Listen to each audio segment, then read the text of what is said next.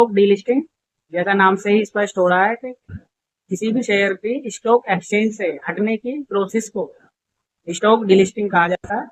ये stock delisting होती क्यों है और अगर आपके पास इसके खरीदे हुए शेयर हैं तो आप उनके लिए क्या कर सकते हैं, चलिए डिटेल में समझते हैं। डीलिस्टेड शेयर उन शेयरों को कहा जाता है जो स्टॉक एक्सचेंज से स्थायी या अस्थायी रूप से हटा दिए जाते हैं, यानी उन शेयरों को खरीदा बेचा नहीं जाएगा। इसका मतलब ये है कि एनएससी और बीएससी पर अब इन शेयरों में कोई भी कारोबार नहीं किया जाएगा।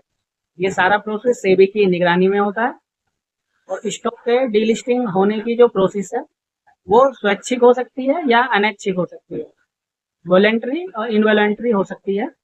किसी भी कंपनी के शेयर का डीलिस्टेड होना उसके बहुत सारे कारणों पर निर्भर करता है, जैसे कंपनी के दिवालियापन होने की स्थिति, अपर्याप्त बाजार है उसका पूंजीकरण हो गया, या एक्सचेंज और रेगुलेटरी का गाइडलाइंस है उनका ठीक से पालन ना किया गया हो।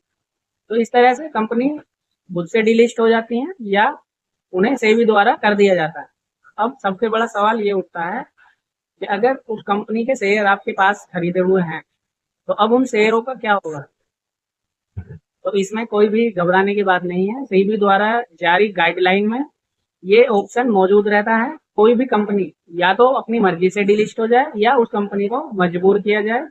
निवेशक हैं जो इन्वेस्टर हैं उनके पास में ये ऑप्शन रहता है, वो अपने शेयर बेच सकते हैं। और सेबी ने ये गाइडलाइन इसलिए जारी किया है ताकि निवेशकों को किसी भी प्रकार का नुकसान ना हो।